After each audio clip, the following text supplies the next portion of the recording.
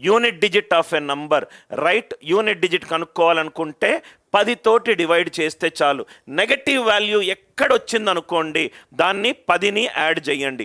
Reminder ఎప్పుడు పాజిటివే ఉంటుంది, reminder ఎప్పుడు పాజిటివ్ ఉంటుంది. ఎక్కడ నేను ఒక లైన్ని 2-3 సార్లు చెప్తున్నానో ఆ లైన్ని మీరు నోట్స్లో రాసుకోవాలి సార్, ఆ లైన్ని మీరు నోట్స్లో రాసుకోవాలి. సపోజ్గా ఫర్ ఎగ్జాంపుల్ 378 మైనస్ 69 ఉందనుకోండి, 69 ఉందనుకోండి. మామూలు మీకు తెలుసు, మీకు మొత్తం ఆన్సర్ చేయాల్సిన అవసరం లేదు, ఓన్లీ యూనిట్ డిజిట్ మీదనే ఫోకస్ పెట్టండి. 8 మైనస్ 9 మైనస్ 1. ఎప్పుడైతే నేను యూనిట్ డిజిట్ చేస్తున్నానో నాకు నెగటివ్ వచ్చిందో 10 యాడ్ చేయండి. 10 మైనస్ 1 ఎంత? 9. 10 మైనస్ 1 ఎంత? 9. ఓన్లీ యూనిట్ డిజిట్ మాత్రమే కనుక్కుంటున్నాను, ఓన్లీ యూనిట్ డిజిట్ మాత్రమే కనుక్కుంటున్నాను. సపోజ్గా 237 ప్లస్ 381, ఓన్లీ యూనిట్ డిజిట్ మాత్రమే కనుక్కుంటున్నాను. 7 ప్లస్ 1 ఎంత? 8. 7 ప్లస్ 1 ఎంత? 8. ఎందుకు చెప్తున్నానో వస్తాను సార్ అక్కడికి. రైట్? 237 ప్లస్ 381. ఇంకో ఎగ్జాంపుల్ 3542 మైనస్ 789. దయచేసి మీరు సబ్ట్రాక్షన్ చేయొద్దు, దయచేసి మీరు సబ్ట్రాక్షన్ చేయొద్దు. 2 మైనస్ 9 ఎంత? -7. నెగటివ్ రిమైండర్ -7, పాజిటివ్ రిమైండర్ ఎంత? 3.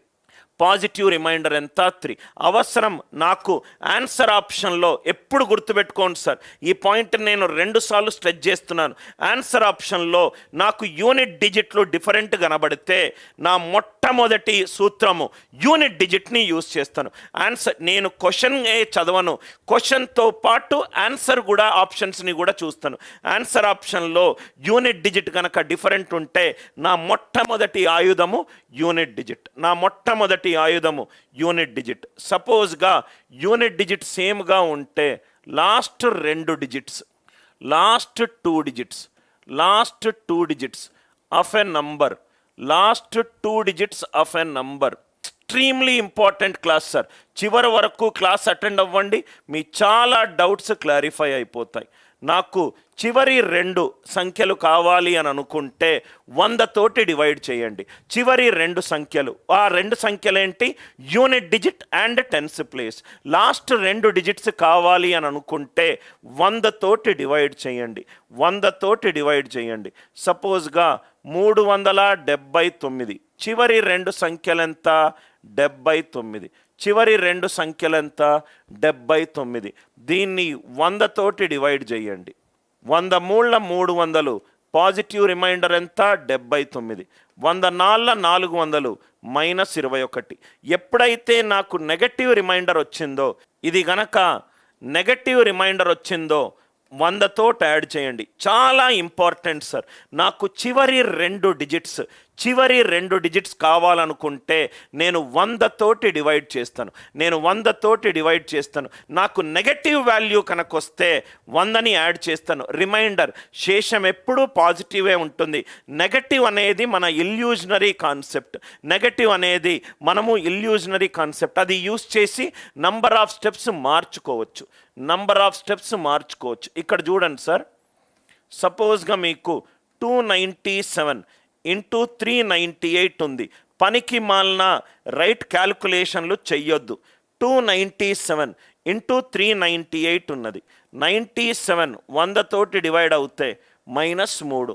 98 100 తోటి డివైడ్ అవుతే -2.